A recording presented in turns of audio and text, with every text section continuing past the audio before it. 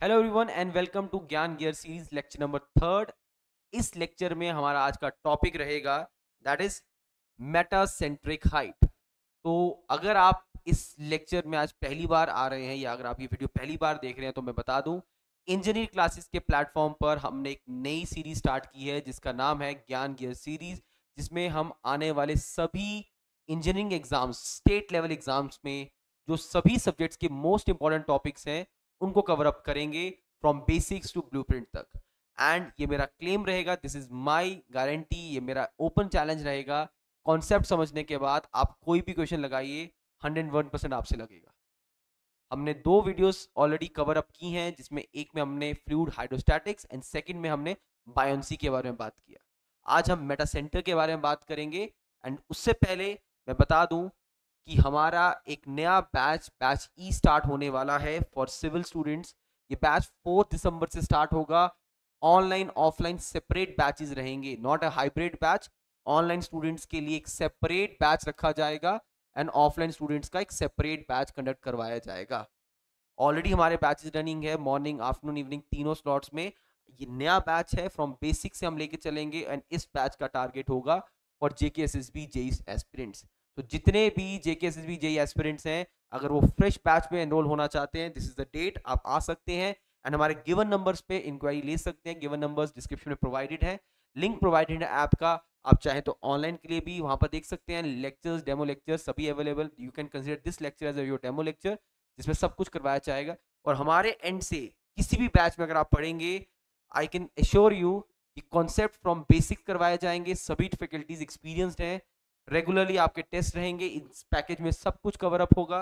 आपको live sessions पहले conduct करवाया जाएगा, that will be followed by recording. And engineering की सभी रिकॉर्डिंग्स आपकी 1.5 ईयर्स तक आपके पास अवेलेबल रहेंगी। आप जितनी मर्जी बार चाहो उनको रिपीट कर सकते हो। ओके, तो one to one, one on one mentorship, I will always be there to support you, to help you. कोई भी हेल्प चाहिए होगी, आई विल बी देयर। सबसे पहले मैं ही रहूंगा जो आपको किसी भी टाइम पर कोई भी हेल्प की नीड होगी तो मैं वहां पर आपके साथ अवेलेबल रहूंगा। तो doubt clearing sessions, weekly classes, study material सब कुछ आपको मिलेगा as per the demand of the exam. Okay, so time ना वेस्ट करते हुए let's start with the topic. आज हमने क्या पढ़ना है? आज हमने पढ़ना है मेटा सेंट्रिक हाइट्स या मेटा सेंटर्स के बारे में। मेटा सेंटर्स के बारे में। ओके, सो मेटा सेंटर के बारे में बात करेंगे। उससे पहले रिवाइज करते हैं लास्ट लेक्चर में क्या बात की थी। लास्ट लेक्चर में वी डिस्कस्ड अबाउट बायोन्सी के बारे में। तो बायोन्सी के बारे में जब हम डिस्कस कर रहे थे तो हमने बोला कि यार, बॉडी किसी फ्लूइड में आई, उसको एक ऊपर को धक्का लगेगा। वो जो ऊपर को अपवर्ड थ्रस्ट लग रही है उसको हम क्या बोलेंगे गाइस? बायोन्सी बोलेंगे। तो बायोन्सी को निकालने का तरीका हमने डिस्कस किया। अगर आपने वो वीडियो नहीं दी है, मैं ऊपर लिंक में उस वीडियो का लिंक प्रोवाइड कर दूंगा, तो आप उस पर क्लिक कीजिएगा और वीडियो को देख लीजिएगा। ओके, अब मेटासेंट्रिक कॉन्सेप्ट को समझते हैं यार। वेरी इजी कॉन्सेप्ट, छोटा सा कॉन्सेप्ट है लेकिन बहुत इंपॉर्टेंट है एग्जाम के लिए। चलिए देखिए, पहली चीज जो आपको दिमाग में रखनी है कि यार ये जो मेटा सेंटर है ना, ये सिर्फ और सिर्फ किन बॉडीज में मिलेगा आपको? ये फ्लोटिंग बॉडीज में मिलेगा। ये आपको फ्लोटिंग बॉडीज में मिलेगा। ये आपको फ्लोटिंग बॉडीज में मिलेगा। मतलब सबमर्ज्ड बॉडीज में तो कॉन्सेप्ट ही खत्म हो गया। और एक बार रिवाइज करें, सबमर्ज्ड बॉडीज की जब बात की थी, जब सबमर्ज्ड बॉडीज की बात की थी, जब सबमर्ज्ड बॉडीज की बात की थी, तो उसकी स्टेबिलिटी क्राइटेरिया के पीछे क्या बात की थी? तो हमने बोला था उसकी स्टेबिलिटी जो होगी वो कैसे होगी कि भाई साहब, जी जो है वो नीचे रहे और जो बी जो है वो ऊपर रहे। अगर ये क्राइटेरिया फुलफिल हो गया, इट्स अ केस ऑफ क्या? इट्स अ केस ऑफ क्या? It's a case of stable equilibrium. ये फंडा हमने सबमर्ज में पढ़ा था। लेकिन जब बात फ्लोटिंग की आती है, क्या इससे अकेले काम चलेगा? नहीं चलेगा। इससे अकेला काम चलता होता तो फिर अलग टॉपिक ही क्यों बनता? इससे काम नहीं चलेगा। तो फिर किससे काम चलेगा? Let's see. तो फ्लोटिंग बॉडीज के केस में सबसे पहले सपोज मैंने ये वाटर लेवल बनाया, राइट? और चलो वाटर लेवल बनाते हैं अलग कलर से। वाटर लेवल बनाया, देखिए इधर, ठीक है? जल्दी से कॉन्सेप्ट समझेंगे। एक मैंने वाटर लेवल बनाया और मैंने क्या किया, अपनी बॉडी को यहां पर फ्लोट करवा दिया। ठीक है, ये बॉडी को मैंने फ्लोट करवा दिया। Got it? बॉडी को फ्लोट करवा दिया। अब उसके बाद ये मैंने एक लाइन ड्रॉ की फ्रॉम द सेंटर। ये मैंने लाइन ड्रॉ की कहां से, फ्रॉम दी सेंटर। सेंटर से ये लाइन ड्रॉ करने के बाद मैंने इस पर पॉइंट बनाया, इधर G इधर P। तो ग्रेविटेशनल सेंटर ऑफ ग्रेविटी से वेट नीचे, बायोंसी से ऊपर। क्लियरली दिख रहा है? परफेक्ट। ये बनाया कॉन्सेप्ट। केस क्या उठाया मैंने, फ्लोटिंग बॉडी का, और मैंने क्या किया कि ये कॉन्सेप्ट बनाया। अगर G नीचे B ऊपर, जो पहले भी होता था, क्या G नीचे B ऊपर, तो भाई साहब इसको आपने बोल देना है कि हाँ जी ये केस किसका है, it's a case of stable equilibrium. It's a case of किसका, स्टेबल इक्विलिब्रियम, कोई दो राय नहीं है, it's a case of stable equilibrium. But परंतु अब अगर मैं फिगर को चेंज करता हूं, कोई ऐसी फिगर हुई हमारे पास, कोई ऐसी फिगर हुई हमारे पास जिस केस में, देखते रहिएगा, बहुत मजेदार कॉन्सेप्ट, छोटा सा कॉन्सेप्ट लेकिन अच्छा खासा पेपर में फंसाने वाला concept, and I am sure आपको आता होगा, आप सब तेज हैं, आता होगा आपको। इस तरह से कोई ऐसी बॉडी जिसका बी नीचे जी ऊपर, कोई ऐसी बॉडी जिसका बायोंसी ऊपर की तरफ, यहां से जी ऐसे, अगर ये सबमर्ज्ड का केस होता तो हम सीधे बोल देते नहीं, इट्स अ केस ऑफ क्या, अनस्टेबल इक्विलिब्रियम।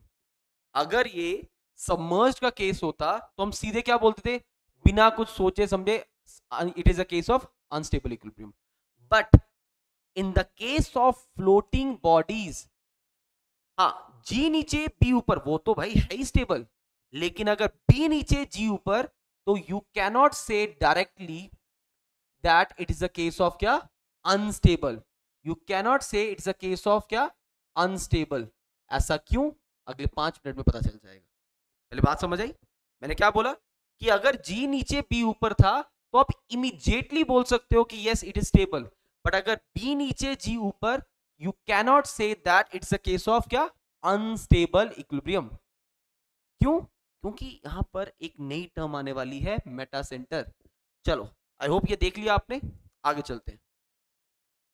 तो मेटा सेंटर क्या करता है, अब कहां आता है, देखिए फिर बनाते हैं एक पानी का लेवल, यहां थोड़ी जगह छोड़ते हैं, फिर यहां पर ऐसे करते हैं। देखिए ये बनाई हमने बॉडी, ये बनाई हमने बॉडी, और इसको बाद में बनाते हैं। ये दिखाया उस बॉडी पे मैंने अपना सेंटर लाइन, ओके। यहां पर मैंने बना दिया बी पॉइंट, यहां पर मैंने बना दिया जी पॉइंट। बायोंसी मैंने ऊपर की तरफ दिखा दी, जी मैंने नीचे की तरफ दिखा दिया। क्लियर, ये बॉडी। अब इस बॉडी को हल्का सा धक्का लगा, रोटेट हुई, झटका लगा, तो ये अपनी पोजीशन से इस तरफ जाएगा, ये अपनी पोजीशन से इस तरफ जा रहा है, ठीक है। अब जब अपनी पोजीशन से इस तरफ जाएगा तो देखो यहां पर, देखो यहां पर, ये मान लो ऐसे हो गया, ये मान लो ऐसे हो गया, ये कुछ इस तरह से हो गया, ये कुछ इस तरह से चला गया। सेम बॉडी है भाई साहब, थोड़ा डायग्राम में थोड़ी सी श्रिंक लग रही होगी, श्रिंक मत समझना, सेम बॉडी है, इस तरह से हो गया। जब इस तरह से हो गया, अब क्या चेंज हुआ, तो भाई साहब यहां देखिए आप, ये था इसका बी पॉइंट, ये था इसका जी पॉइंट। पूरा ध्यान इधर, ये नीचे दिखा देता हूं, ऐसे नहीं लगेगा, सॉरी, पॉइंट दिखाने, ओके। बायोंसी पे फोकस करना, जो जी वर्ड है वो सारा डील करता है बॉडी पे, लेकिन जो बी वर्ड है वो डील करता है जितना हिस्सा बॉडी में उसका सेंटर। तो खुद सोचो, ये बॉडी पहले ऐसी थी तो कहीं बी यहां था, अब ये बॉडी इधर चली गई है, ठीक है। अब जिस तरफ ज्यादा बॉडी जा रही है, ऑटोमेटिकली पानी का कांटेक्ट इस तरफ ज्यादा होगा। आप एक काम करना, जब ये वीडियो देखोगे, एक बॉटल पकड़ना ट्रांसपेरेंट, ठीक है, ट्रांसपेरेंट बॉटल पकड़ के उसको टिल्ट करना, जिस तरफ पानी टिल्ट कर रहे हो आप, उधर वो ज्यादा इन कांटेक्ट आएगा और दूसरी तरफ से उतना ही अमाउंट वो नीचे चला जाएगा। सो ये जितना ओरिजिनल पोजीशन से, सो ये जितना ओरिजिनल पोजीशन से यहां अगर ये लाइन ऐसे ड्रॉ करूं, एक मिनट, इस तरह से ही बनाएंगे, ठीक है। तो यहां पर ये इसकी अगर ओरिजिनल लाइन थी, देखो जितना ये इधर ज्यादा कांटेक्ट आया उतना यहां पर ये क्या हो गया, लेस चला गया। खुद सोचो, आपके पास ये चीज, आप इस तरफ टिल्ट कर रहे हो पानी के अंदर, तो इस वाले एरिया में इस वाली जगह पर पानी ज्यादा आ रहा है, और जितना इधर पानी कांटेक्ट आ रहा है उतना यहां से पानी कम हो रहा है। तो जिस तरफ पानी ज्यादा होगा ऑटोमेटिकली, बायोन्सी तो पानी पे डिपेंड करता है, पानी किस तरफ ज्यादा है तो बायोन्सी भी इसका स्विच कर जाएगा। तो नया बायोन्सी जो बनेगा, वो नया बायोन्सी भाई साहब यहां आ जाएगा, इसको हम बी डैश बोलेंगे। नए बायोन्सी को क्या बोलेंगे, बी डैश। उस बी डैश से मैं उस बी डैश से मैं एकदम लाइन ऐसी ड्रॉ करूंगा जो पुरानी लाइन को, बायोन्सी लाइन को कट करेगा। जिस जगह पर वो कट करेगा वो पॉइंट को क्या बोला जाएगा, मेटा सेंटर। बिल्कुल सही, उसे बोला जाएगा क्या, मेटा सेंटर पॉइंट।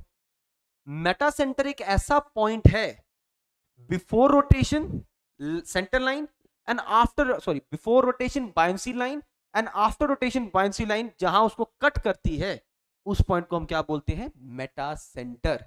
आई बात समझ, उस पॉइंट को क्या बोलते हैं हम, मेटा सेंटर। तो मेटा सेंटर पॉइंट आ गया। अब ये कोई फिक्स नहीं है कि ये मेटा सेंटर इधर ही आएगा, ये मेटा सेंटर जी के साथ भी मिलता हुआ जा सकता था, बिल्कुल जा सकता था। ये जी और बी के बीच से भी जा सकता था, हाँ जी बिल्कुल जा सकता था। लेकिन ये इस बी के नीचे से नहीं आ सकता था, क्योंकि उसी बी से तो पैरेलली गया आगे। बात समझ आई। तो बात समझना कि अगर आप बोलोगे सर, जब वीडियो देखो डाउट आ सकता है ना, सर अगर ये बॉडी इधर टिल्ट होती तो ऑब्वियसली बायोन्सी इस तरफ शिफ्ट हो जाता। कोई इसमें, और कोई भी डाउट कमेंट में लिख देना, मैं क्लियर कर दूंगा। समझ आया, ये इस तरफ स्विच कर लिया। आगे बात करते हैं और आगे समझते हैं। ये जो ऑर्डर बना है, ये टाइम के साथ आपके दिमाग में बैठना चाहिए। ऑर्डर क्या बना है, ऑर्डर भाई साहब कुछ ऐसा बना है, एम सबसे ऊपर, जी उसके नीचे, बी उसके नीचे, ये ऑर्डर। हमारे को मेटा सेंटर क्या होता है, पहले एक बार फिर वो सुन लो। मेटा सेंटर एक ऐसा पॉइंट है जो आपके किसको, बिफोर बायोन्सी वाली line, before rotation, basically before rotation वाली लाइन एंड आफ्टर रोटेशन वाली लाइन जो है, जो आफ्टर रोटेशन आपका बायोन्सी लाइन है, उस वो लाइन उसको जहां कट करती है उस पॉइंट को हम मेटा सेंटर बोलते हैं। और ये मैंने कुछ पोजीशन बनाई। अब कोई पूछेगा what is metacentric height, what is metacentric height, what is metacentric height.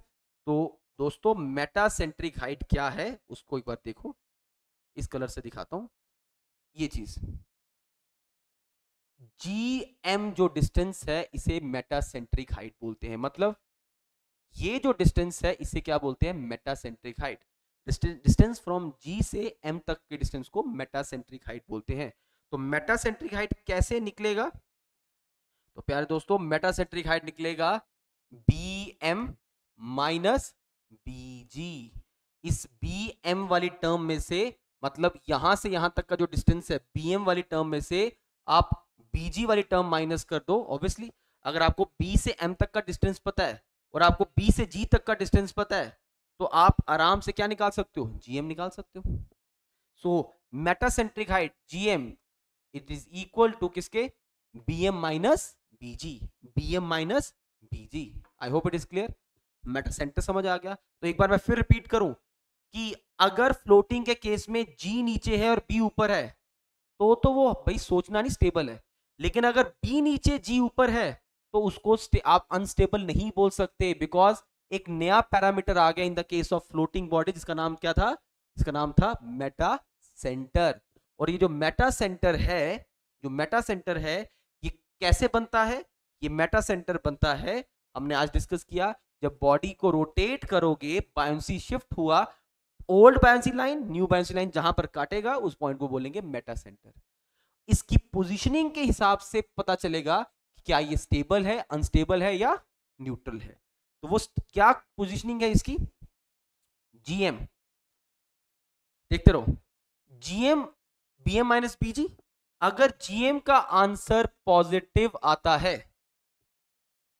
Positive कब आएगा? जब bm की वैल्यू बड़ी होगी, मतलब m इज अबव, देखो bm ये वैल्यू बड़ी होगी, bg छोटा। पॉजिटिव कब आएगा? जब आप यहां लिख रहा हूं जो bm वाली टर्म है इट इज ग्रेटर देन क्या? bg। bm वाली टर्म जो है वो ग्रेटर देन क्या? bg। और bm वाली टर्म बड़ी कब होगी? जब मैं क्या बोलूंगा? m lies above क्या? g। m lies above क्या? g। m lies above g। उस केस में आप बोल सकते हो पॉजिटिव। तो अगर आपकी gm की वैल्यू पॉजिटिव आ गई, इट्स अ केस ऑफ क्या? Stable equilibrium. It's a case of क्या? Stable equilibrium. I hope it is clear. It's a case of what? Stable equilibrium. समझ आया? अगर bm की वैल्यू बड़ी हुई तो वो बड़ी तभी होगी जब m ऊपर होगा। It's a case of stable equilibrium. Second बात यहीं यहीं पे लिख देते हैं इसी पेज पे। नेक्स्ट चीज हम डिस्कस करते हैं, अगर gm की वैल्यू नेगेटिव आ रही है, अगर gm की वैल्यू नेगेटिव आ रही है, भाई साहब नेगेटिव कब आएगी? जब bm नीचे आ जाएगा। अगर m यहां पर बीच में होगा, वो तभी नेगेटिव आएगी जब bm की वैल्यू लेस देन क्या होगी? bg होगी। जब bm की वैल्यू लेस देन क्या होगी? bg होगी। जब लेस देन bg होगी, वो कौन सा केस होगा? जब आपका m लाइज बिलो क्या? g। जब आपका m लाइज क्या? Below g। इस केस को क्या बोलते हैं? It's a case of unstable equilibrium. It's a case of unstable equilibrium. It's a case of unstable equilibrium. तीसरा पैरामीटर क्या बन सकता है? तीसरा पैरामीटर क्या बन सकता है दोस्तों? यहां देखो, तीसरा पैरामीटर हमारे पास ये बन सकता है कि मैंने जीएम निकाला और वो निकल के क्या आ गया? जीरो। मैंने जीएम निकाला और वो निकल के क्या आ गया? जीरो। तब GM is equal to zero आ रहा है। जीएम जीरो कब आएगा? जब ये दोनों टर्म सेम होंगी। और ये दोनों टर्म सेम कब होगी? जब ये लाइन सीधे जी से काट के जाएगा। ये दोनों टर्म सेम तब होगी जब बी एम माइनस बी जी, ये आंसर क्या आ रहा होगा? जीरो। और ये जीरो कब आएगा? जब B M is equal to किसके होगा? बीजी के। और वो कब होगा? जब एम एंड जी जो है वो क्या कर रहे होंगे? कोइंसाइड कर रहे होंगे। जब एम और जी आपके क्या कर रहे होंगे? कोइंसाइड कर रहे होंगे। और इस केस को क्या बोलेंगे? It's a case of neutral equilibrium. It's a case of neutral equilibrium. I hope समझ आ गया आपको। आई होप मैंने जो लिखा है ये अच्छे से समझ आ रहा होगा। इट्स अ केस ऑफ क्या? It's a case of neutral equilibrium. चलें आगे। क्लियर है ये चीज? तो ये था मेटा सेंटर का कॉन्सेप्ट। फॉर्मूला को एक बार देखते हैं। तो जो फॉर्मूला हमने पढ़ा आज मेटा सेंटर का, तो क्या फॉर्मूला निकला? That GM is equals to B M minus B G. इसके ऊपर अगर न्यूमेरिकल आ जाता है, how to solve the numerical, कैसे करना है, लेट्स फाइंड आउट। कि अगर मेरे पास कुछ इस तरह की बॉडी है, अगर मेरे पास कुछ इस तरह की बॉडी है, सी ध्यान से देखना, very easy to solve this question, बहुत मजेदार है। आई डोंट नो क्यों इतना डर है स्टूडेंट्स के अंदर इस सब्जेक्ट के अंदर, बट ऐसा नहीं है, वेरी इजी सब्जेक्ट, अच्छे से समझ आएगा। तो मैं यहां पर ना कुछ वैल्यूज के साथ डील करता हूं। सपोज मैं ये वैल्यू मान लेता हूं 10 मीटर और ये वैल्यू मान लेता हूं मैं 6 मीटर, राइट। तो 10 मीटर की हेल्प से मुझे क्या पता चलेगा? इसका centre of gravity, let us suppose centre of gravity G यहां लाई कर रहा है, जो यहां से कितना नीचे होगा या ऊपर होगा? 5 मीटर। बायोंसी पॉइंट कहां लाई करेगा? यहां लाई करेगा, जो यहां से कितना होगा? 6 का आधा कितना हो गया? 3 मीटर। तो अब यहां पर आप सभी का ध्यान आए और समझे इस चीज को। इस फॉर्मूले में बीएम, बीएम को छोड़ दो अभी, बीजी, बीजी कैसे निकलेगा? देखो निकल गया बीजी। आपको ओवरऑल डेप्थ दी होगी, उसका सेंटर पॉइंट, आपको पानी के अंदर कितनी डेप्थ है वो दी होगी, उसका सेंटर पॉइंट। तो दोनों का डिफरेंस करेंगे तो आ जाएगा 5 माइनस 3, जो इस केस में 5 माइनस 3 होगा, जो कितना होगा? 2। तो मुझे बताओ क्या बीजी निकालना मुश्किल है? Answer is no. बीजी आराम से निकल जाएगा। BG will be the difference of their points. लेकिन हाँ, एक चीज दिमाग में रखना कि रेफरेंस सेम लेना पड़ेगा। ये कलर दिख रहा है? हाँ, रेफरेंस आपको सेम लेना पड़ेगा, तभी पॉसिबल है। Done. Reference should be same. तभी तो आंसर निकलेगा। आगे देखो, अब बात करते हैं बीएम के बारे में। बीएम सीख लिया, क्वेश्चन हो गया। बीएम कैसे निकलेगा? बीएम निकलेगा भाई साहब, आई लेना है मिनिमम, इनर्शिया लेना है minimum divide by volume of liquid displaced. Volume of liquid displaced ये तो मैंने सिखाया आपको। अगर मैं यहां पर शेड करूं तो वॉल्यूम लिक्विड डिस्प्लेस ये वाला, जितना ये वॉल्यूम पानी के अंदर होगा, जितना वॉल्यूम ऑफ बॉडी पानी के अंदर होगा उतना ही तो डिस्प्लेस करेगा। उसका ये डायमेंशन दिया होगा, पीछे की बॉडी को मैं थोड़ा सा फ्रेम आउट करूं तो ये डायमेंशन दिया होगा, ऐसे दिया होगा, ऐसे दिया होगा, ऐसे दिया होगा, तो आराम से निकल जाएगा। जितना हिस्सा किसके अंदर है? पानी के अंदर है। तो वॉल्यूम ऑफ लिक्विड डिस्प्लेस्ड जो है that is already discuss in the lecture number 2। Inertia कैसे लेंगे वो है कंसर्न आपके लिए। अब फिर 1 मिनट का कंसंट्रेशन स्ट्रांग चाहिए आपका। इनर्शिया हमें क्यूब शेप का नहीं लेना, हमें उससे कोई मतलब नहीं है। हमारे को मतलब किस चीज से है?